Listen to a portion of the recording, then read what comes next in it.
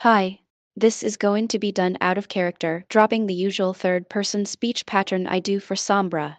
The situation I'm talking about is a little too serious for my editing or meme-filled jokes. Over the past few weeks I've quietly watched the game and the community in utter chaos. Since the 19th of June the BlushCrunch Discord server has been locked. No one can talk in it. No one can give any feedback. No one can even talk to friends in the server to set up organized runs in the game. I'm not in the server, but it sounds like it became a battleground when new allegations against Quell came out. Arguments around it ended up overwhelming the small moderation team, and the server was closed with a generic statement about opening when it can be made safe for the community. As of writing in the first week of July, it is still closed, much to the frustration of server members. The head of the studio, Quelver, has been radio silent for weeks since. No one has properly acknowledged or addressed the situation while the community is silenced on the Discord. A comprehensive set of accounts and a Twitter X document, now turned Google Doc, dropped not long after.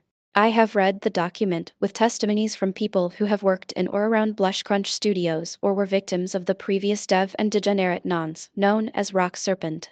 It seems to display mismanagement of a variety of situations. Making mistakes is fine, but a lot of the situations show Quell walking away from problems while pretending she knows nothing about it, including knowing and being warned about Rox's disgusting, dangerous, and manipulative behavior that targets the game's child fanbase, but not removing him until it became too public to not do something about it. Lying to victims about how much she actually knew about some of Rox's actions and seemingly not helping them after the fact. I can't properly speak on what could have happened, but I can only hope the victims of Rox's grooming can find some kind of peace. My jokes of Dandy's World's non-existent game tester team was a little more accurate than I thought. The part written by someone called Void, who was the quality assurance manager at the time, explains the limited QA testing and the negative effects the workload had on them.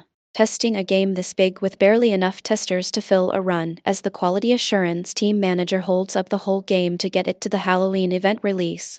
Meanwhile, Quell is at Comic-Con doing signings as the studio crumbles. It's a wonder the event was not more broken at release, with the development hell and little help the team apparently had during this critical time. For context, the Halloween event released on the 10th of October 2025. New York Comic-Con ran from the 9th to the 12th of October. You couldn't be at the most anticipated and biggest event the game had at the time, with a new character, merch, and even a CG5 song. A gamble that big, and you left the understaffed team to deal with that massive gamble, like you couldn't release the update after the convention when you had more time or hire more people who can handle this kind of high-stress work. Quell seemed to mostly ignore the situation, offering hollow promises and barely increasing the QA team despite it being an important but neglected department. On top of the mismanagement, Quell seems to have a habit of talking behind the backs of staff and people who bring up concerns to her, sometimes to the point of slandering people to staff to try and get them to distance themselves from the exiled person.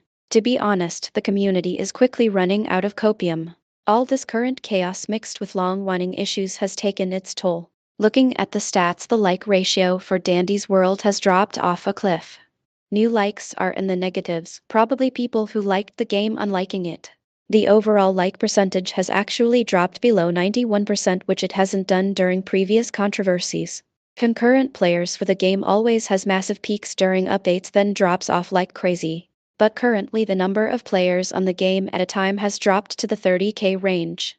It hasn't been that low since August 2024, when the game just started to take off. All caused by a mixture of the controversy, the locked Discord, and the deteriorating gameplay. I started noticing other YouTubers or content creators who mostly play the game have started moving on to other Roblox games. Animal Hospital seems to be a popular choice right now. The stale gameplay of Dandy's World after 2 years and the controversy likely scaring them away. Hostility towards the hardcore long-run community probably isn't helping. There was an incident last year when a team got a world record, getting to floor 400 using some kind of stealth glitch in this broken game, then getting banned for breaking rules that weren't even rules until they did it. Why would you go out of your way to give in-month bans and even a permaban to players for glitched world record runs when it doesn't affect the game, players, or really anything outside of WR circles? Especially on something that was within the rules at the time. Your focus should be on fixing the game and banning actual exploiters messing with the game. The way the situation was handled was ridiculous. with Quell being friendly to the ex-game tester who was trying to resolve the situation but saying it's a moderation team issue while in the background complaining about the ex-staff member trying to help and staying involved in the background. Meanwhile, moderation switches from normal friendly responses to corpo likely AI-generated boilerplate responses rejecting any chance of changing the bans. I gave Quell more grace than she probably deserved, hoping that things will improve.